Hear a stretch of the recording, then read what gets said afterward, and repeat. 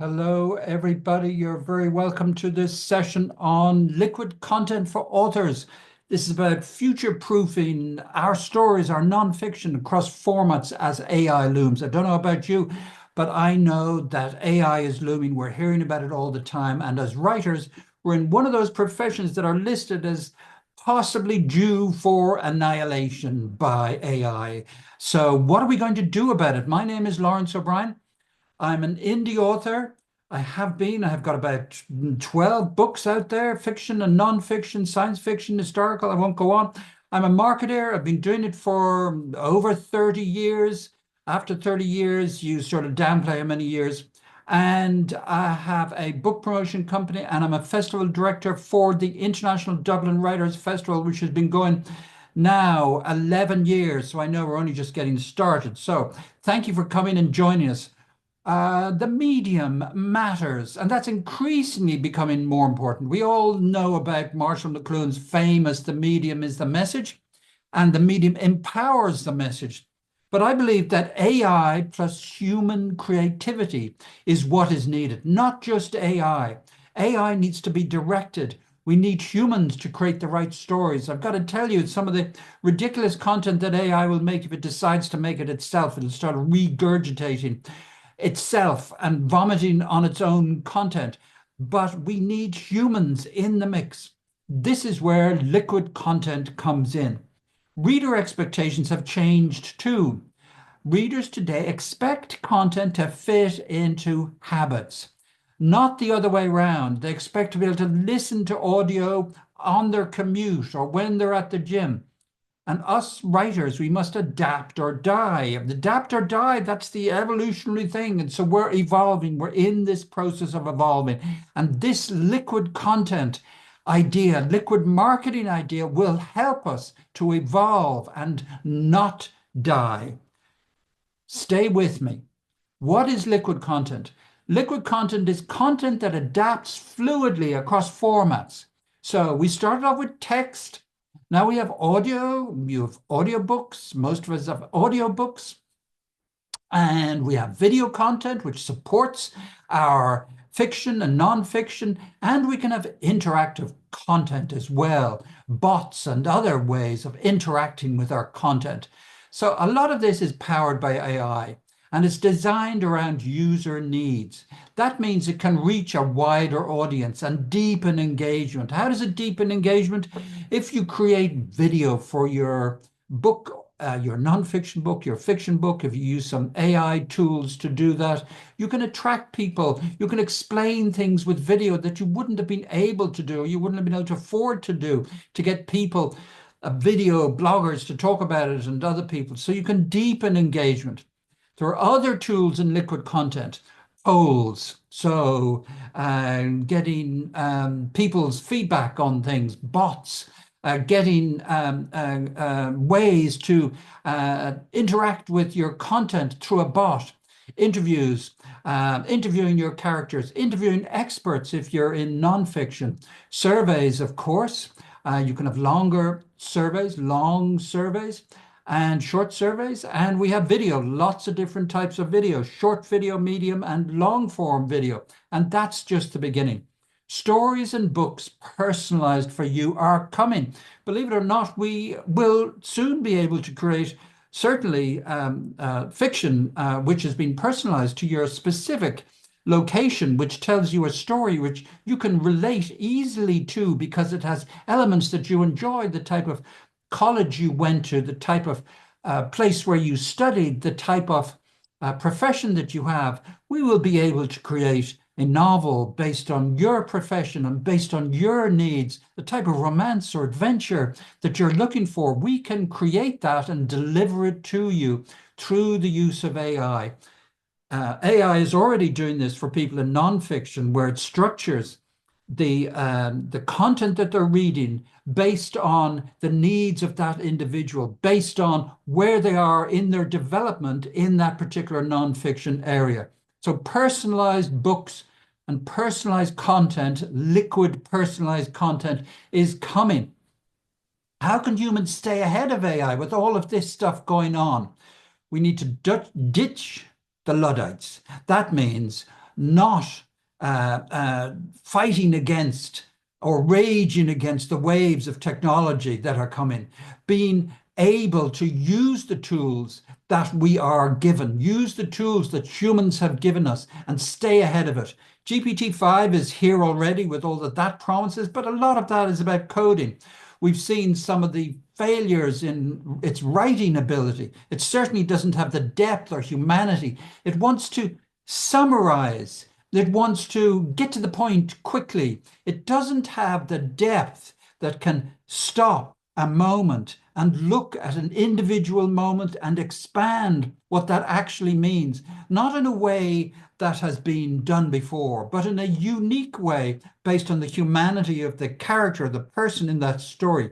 So GPT-5 and GPT-6 is coming too. All of those, I believe they need humans to direct them. They need humans to add depth and humanity. They need humans to write the stories properly. So but it's not what you fear, GPT-5. It's not what you fear. It's not what I fear. It hasn't got the capability. And I'm going to show you an example of that. Liquid content for nonfiction authors, chatbots can turn your book into a conversational learning experience. This can be a messaging system, a WhatsApp system. You can have a learning experience. You can have a self-help bot which talks to you using the material from inside your self-help book and advises people and helps people based on the content within your book. So of course, you can have a bot which explains how to do things, changing a tire or building a rocket ship. You can have a bot which explains the step-by-step process and which links to your book on that subject, available on Amazon or where all good books are available. You can have a memoir which allows someone to delve deeper into the individual background of people within your memoir. So you can have a chatbot with a memoir bot. We can have AI generated podcasts. We already have that. Google have the facility where you can summarize or extend your book via question, answer, and co-hosted discussion. I did some of that, and it's interesting seeing how a co-hosted male and female talk to each other about the content in your book. And it's certainly interesting for people who enjoy podcasts. So that's AI generated and can be done quite quickly. There's the idea of mind maps. Mind maps can be visual summaries for digital downloads, classroom use, or lead magnets. So if you notice any human errors in this talk, you will know that I am not an AI bot talking to you. I am making errors which are human. And I think is going to be one of the signifiers of human interaction is that it's littered with errors. So you will see those errors in this video.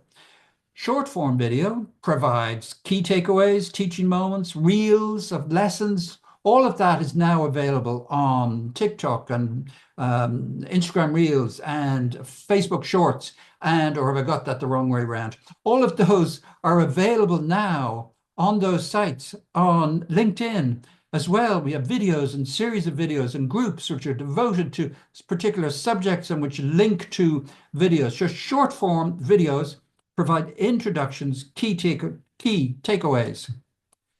Here is an example of one nonfiction author. What's Wrong with Tom? This idea is a paperback, hardback, audiobook, read aloud without pages. It has Yoto cards, has YouTube, has an educational packet.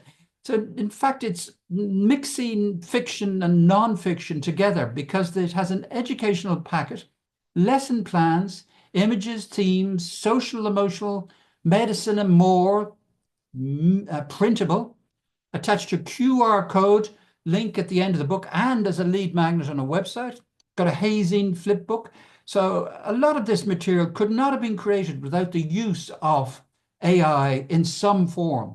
A hazing flip book to be able to share openly and deactivate links as desired.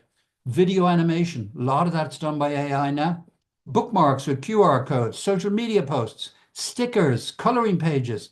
There's a supplemental book planned, an activity guide with additional educational elements and mazes and coloring and dot to dot.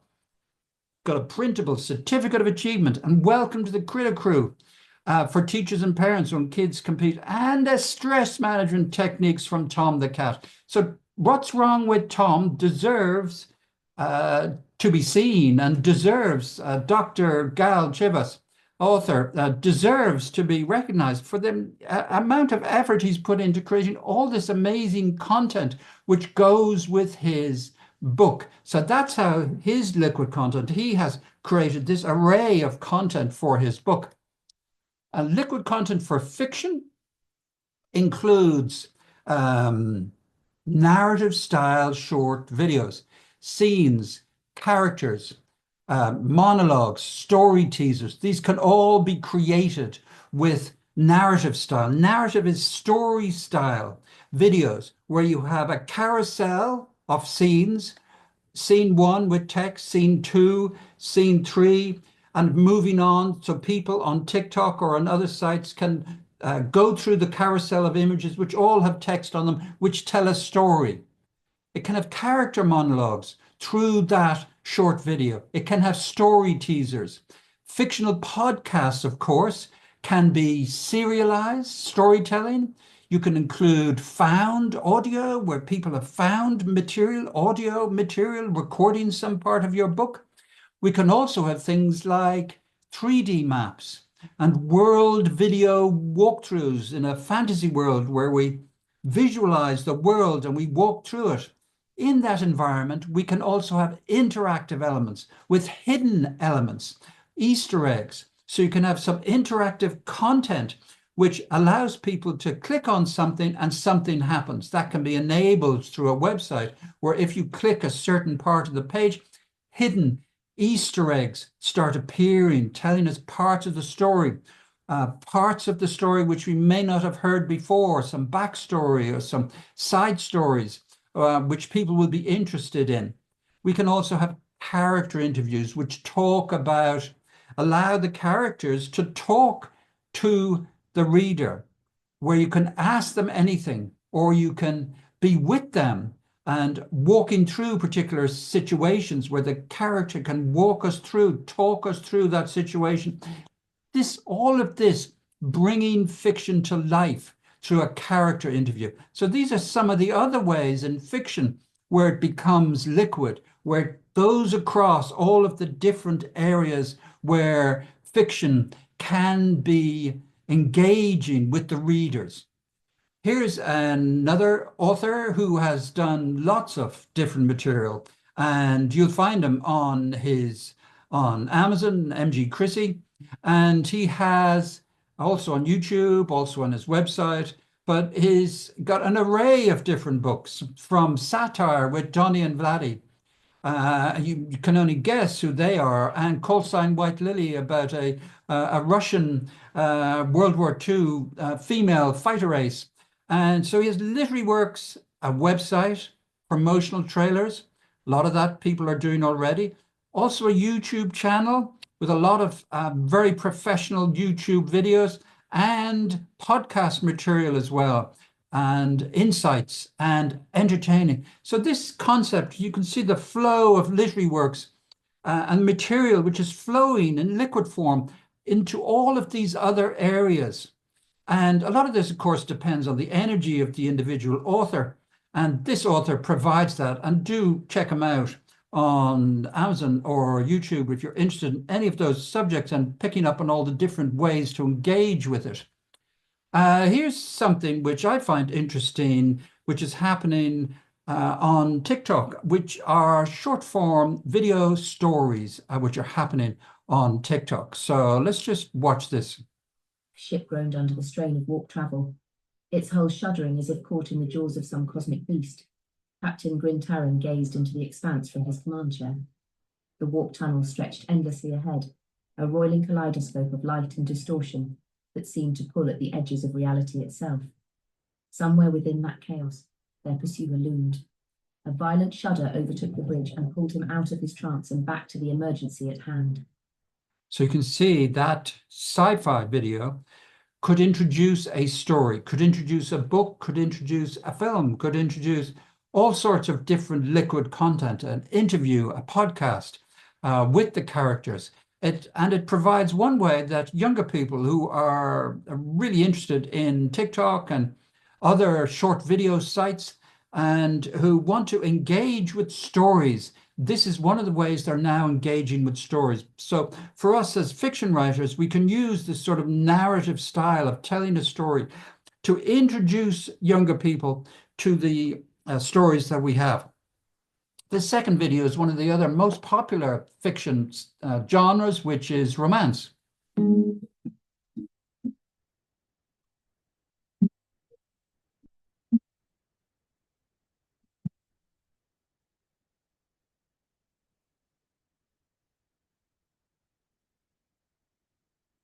So romance is, of course, hugely popular in the world. And we find that in China, there are many, many millions of people watching short form videos like these. Often they are driven by cliffhangers, which force people to watch the next video.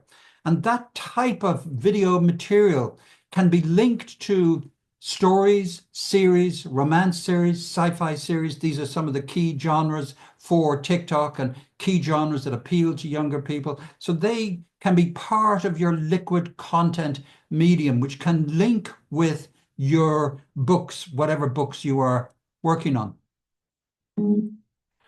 This is a service which is interesting as well.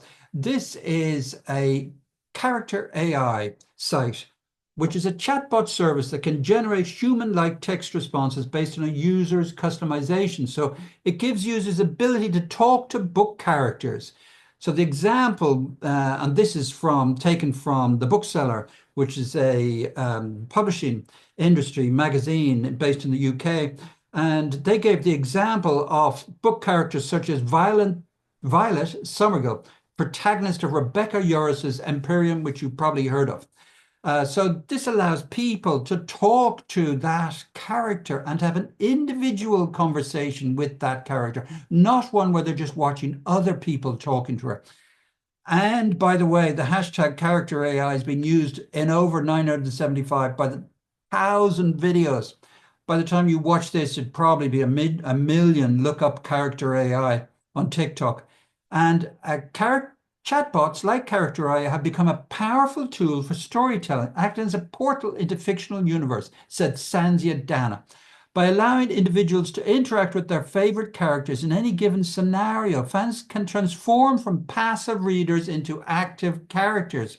So they can engage with the character, ask the character why they did this or that. Some people say this encourages obsession and an unreal sense of connection. Unreal. Okay, others say it taps into readers' desire for connection, agency, and wish fulfillment without the difficulties of reality. We can debate that, whether it's a good or bad thing, but it's happening, and it's happening extensively. People are interacting with characters, talking to characters. This is one of the ways content is becoming liquid. So the tools we can use include 11 Labs, realistic voice narration, Vidu and OpenArt, AI short video creation. You've probably seen a lot of that material already on the internet. Midjourney and DALL-E, world building videos. ChatGPT 5. It can make custom GPTs where you can interact, or it can display particular answers based on the individual content you have. It can talk to you about concepts. It can be interactive and talk to you about concepts you have for fiction or non-fiction. It can provide character bots, and you can working through agents. It can help you with proofreading. It can help you with story bibles. And in non-fiction, of course, this is the ability to create material as well, though you've got to be very good to make sure that the 10% of it that hallucinates is not still in there when you publish your nonfiction book. So you better be content expert in that particular area, or you'll be publishing dross, slop, as they call it, AI slop, which is full of hallucinations. So best to be a content expert already for nonfiction. If you're using ChatGPT-5 to create it, if you want to have any standards and expect to get any 5-star reviews and sell well. There are other tools like Synthesia and Descript and HeyGen, which can provide talking head videos and interviews.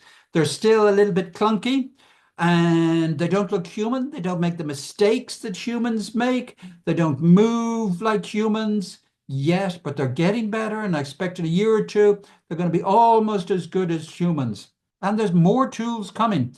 These are limited by the guardrails, of course, that AI provides.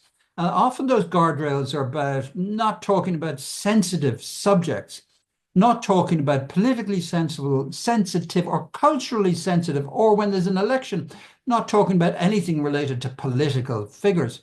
One of the important things about storytelling has been our ability to talk about sensitive subjects. It's one of the ways to gauge a civilization. The success of a civilization is whether that civilization allows people to criticize the civilization. Does it allow people to challenge and question the civilization? I hope that the AI guardrails that we're seeing, if they apply to storytelling, that we're not going to be restricted in our ability to question the powers that be. And that's one of the things where we certainly need humans to make sure that we can still question powers and to make sure that the guardrails are not stopping us and turning us into an autocracy where we're governed and we're not allowed to think for ourselves and we're not allowed to question. So we need humans to add that questioning and to add depth and humanity to the stories. If we rely on AI, it's not going to question things. It's not going to have depth. It's not going to have real humanity. It's not going to have the unique experiences that you have. This is why humans are needed within this liquid content. It has to be human driven.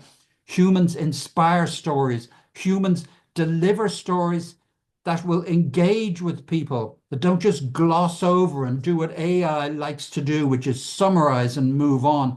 If you've ever asked AI to write any stories, you'll see it really likes to summarize, move on quickly to the next scene. It doesn't provide depth. Humans live their best lives as creators, not enslaved by toil. This is the promise of AI, that toil will be removed from us. The philosopher, now dead, Bernard Suits, had this concept about creating is the best of humanity. Our ability to create is the best part of humanity.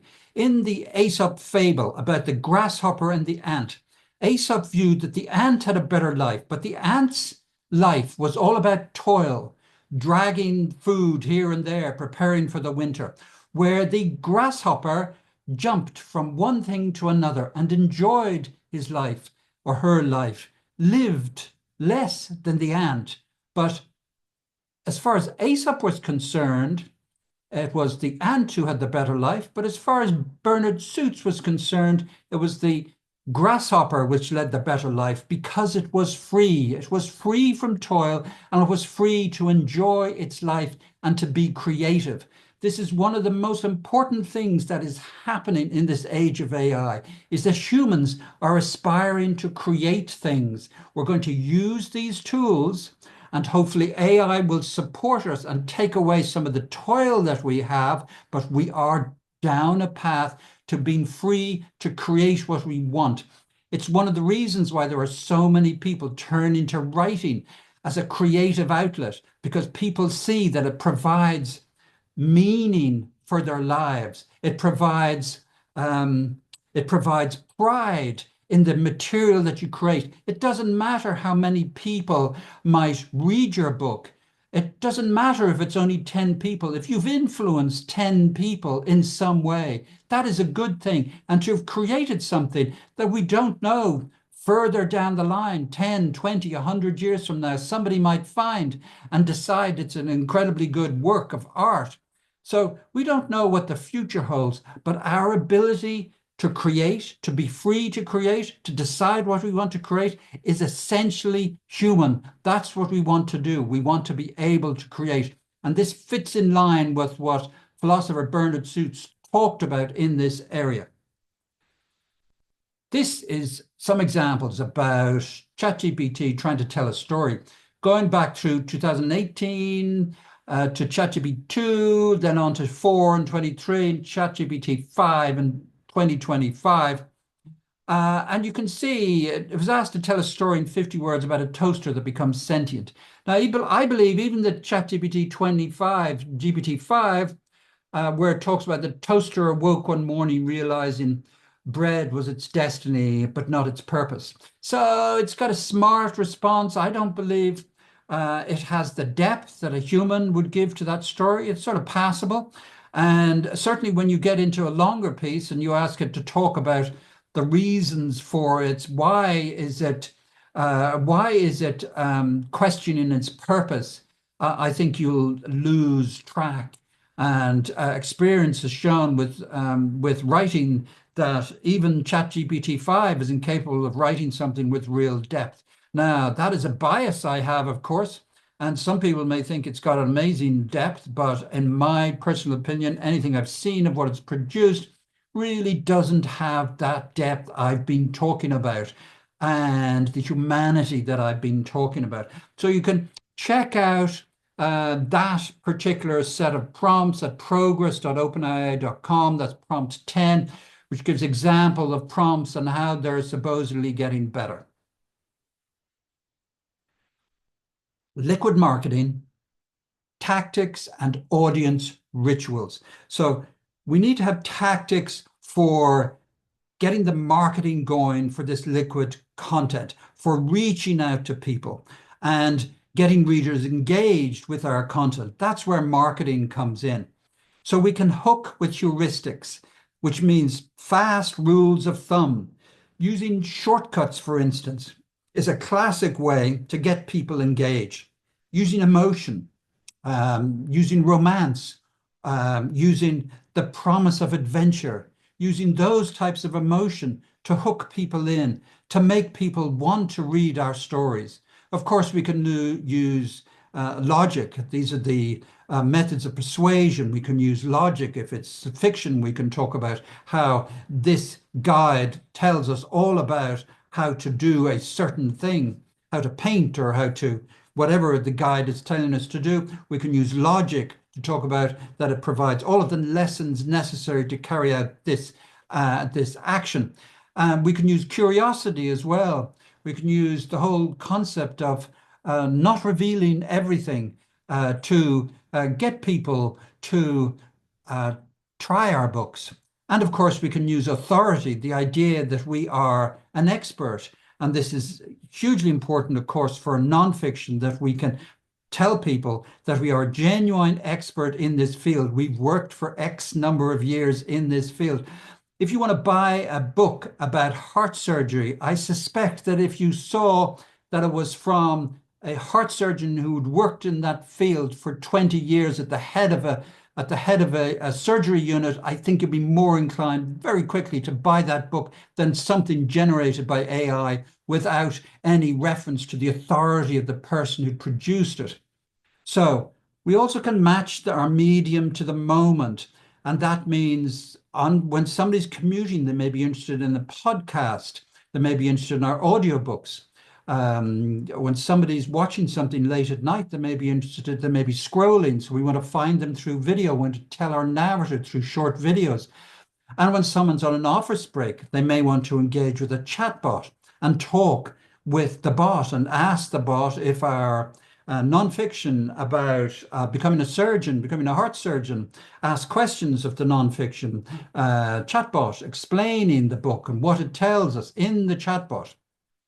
So we're creating multiple entry points to our work, our fiction and our nonfiction. One book can have multiple ritual entry points. The idea of rituals is this: commuting, at the gym, late night. Humans have modern rituals in these areas, and we can create entry points in those rituals for our audiences.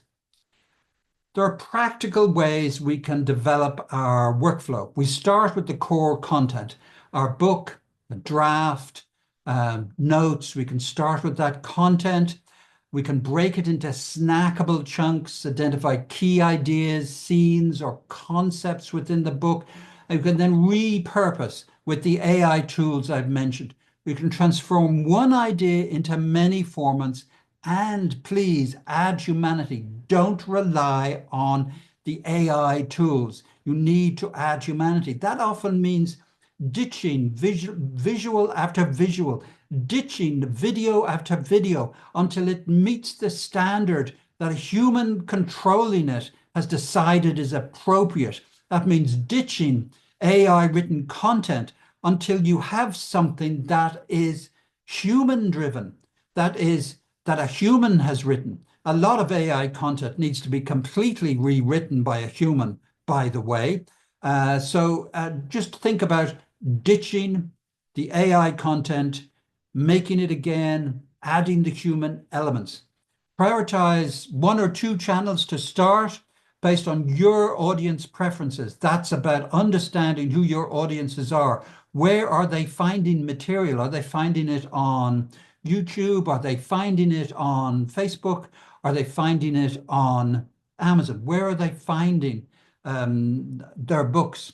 So we don't have to write more content often. We can liquefy the stories we already have. We can turn them into these multiple types of content.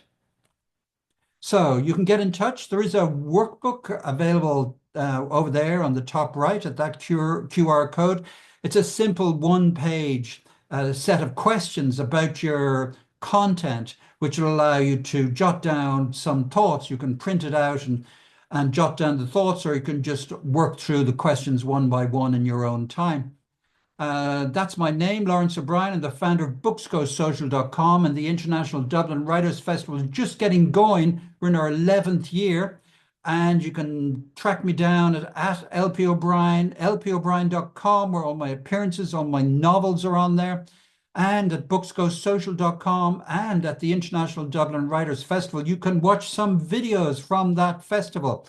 At our BGS free training on the bottom left, you can see a QR code. And if you use the coupon code AWP2, you can get access to over $1,000 worth of training and International Dublin Writers Festival videos by using that code on the payment page. You can get free weekly author support at our weekly Substack, access through the QR code in the middle. And you can get $30 discount on any of the Books Go Social paid author promotion services, where we apply as many of those liquid tools as we can to your service and to marketing your book. And we can discuss all of that with you if you come to us through the QR code on the right. But this session is not about selling you anything. It's about talking to you about the future of book marketing and the future of content. I hope you've enjoyed it. Thank you very much for watching.